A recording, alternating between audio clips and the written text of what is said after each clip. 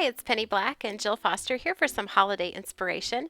And today I will be doing some stamping and painting featuring Penny Black's slapstick cling stamp called Cheerful Christmas. This is just such a fun stamp to color in. Here's a look at the one layer card that we will be creating today. And real quick, I'm just going to pop up the supply list for everything used in today's card. And if you want to look at this in more detail, I will put it back up on screen at the very end of the video. So at that time, if you want to look at it more, just hit pause and you can check out everything that was used.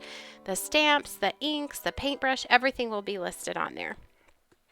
So to begin, I am stamping this happy stamp onto Canson 140-pound watercolor paper. It's cold pressed. I'm stamping this in my Misty stamp positioning tool so that I can get multiple impressions and a really good impression onto the texture of the watercolor paper. I'm also using Acorn Archival ink, which is a great ink when you plan to do some painting and using any wet media. I'm painting this in using Wendy Vecchi Make Art Blendable Dye Ink Re-Inker ink.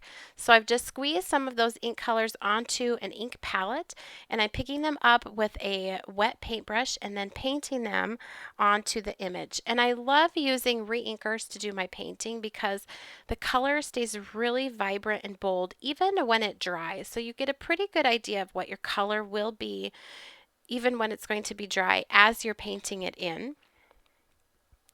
And I also can use colors that I'm very familiar with that I've been using for stamping and inking. So I'm just really comfortable with what the color will look like too. So I did share another video featuring all of these same painting and blending techniques, and I will link that for you down in the YouTube description box below. And while I paint this in, I'm just going to turn on some holiday music and I will be back in just a bit as I finish up the card.